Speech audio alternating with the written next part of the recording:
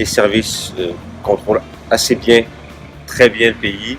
Accéder par exemple au Darfour était très compliqué, donc il fallait demander un permis pour aller sur le terrain. Khartoum était une ville, une sorte de cité-état, c'est-à-dire que c'est une grande ville, il n'y avait aucune menace dans la ville, mais dès que vous sortiez, vous allez au Sud-Soudan, là il y avait la menace.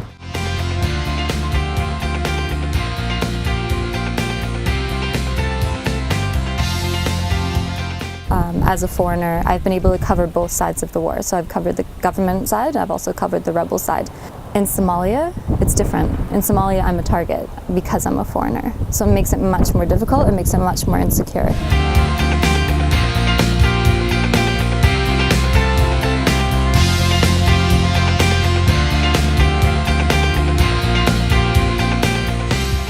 Le Rwanda, sa capitale Kigali, c'est une capitale extrêmement moderne ou extrêmement sûre, où on peut se balader à n'importe quelle heure de la nuit.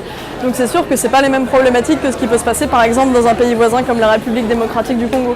Au Rwanda, la particularité c'est que vous avez quand même un régime qu'on peut qualifier de semi-autoritaire, où la difficulté va plutôt être de ne pas être trop dans la prise des services gouvernementaux et de trouver un petit peu d'espace pour travailler en termes de liberté de parole des gens qu'on va rencontrer.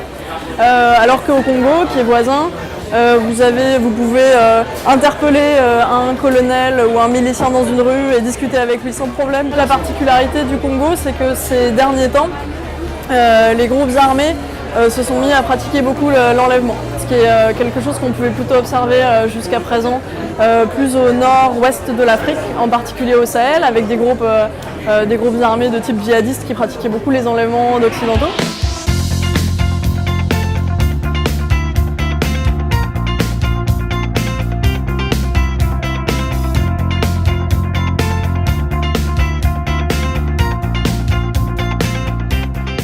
Il faut garder à l'esprit que les témoignages qu'on va récolter, ça dépend des régions. Je veux dire, dans la capitale, les femmes maliennes sont plutôt libres de discuter. C'est des gens éduqués, il y a des écoles, il y a des gens qui ont pu travailler à l'étranger.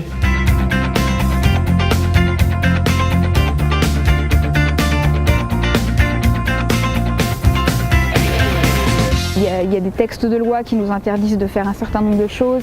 On sait qu'il y a des gens qu'on a interdiction de voir, bien évidemment, on le fait quand même. Mais on ne sait pas réellement ce qu'on risque. Et en fait, les autorités égyptiennes jouent vachement là-dessus, dans la mesure où nous, on ne sait pas où sont les limites. On a tendance à se restreindre. Il y a des endroits où c'est compliqué pour moi d'aller seule, c'est pas raisonnable d'y aller seule. Mais à côté de ça, par exemple, en tant que femme, il y a des interviews que moi je peux faire qu'un homme ne pourra pas faire. L'accès aux femmes, notamment, est beaucoup plus compliqué pour un homme. La société égyptienne est toujours très patriarcale. Et donc, en tant que femme, on est perçue comme moins menaçante.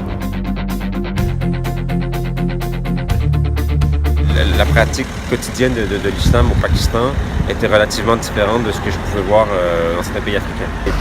On risque de calquer un comportement qu'on a pris ailleurs qui ne fonctionne plus sur le terrain. Au Mali, c'est très mal vu de porter un short, qu'on soit un homme ou une femme. On va dans un pays, on se doit d'en respecter les us, les coutumes et puis les traditions. Je me range chez les gens, donc je fais comme eux et j'essaye un maximum de me fondre dans le paysage parce que à la limite c'est contre-productif de vouloir, je sais pas, par principe ne pas mettre de voile ou par principe faire ceci ou cela. C'est pas notre travail.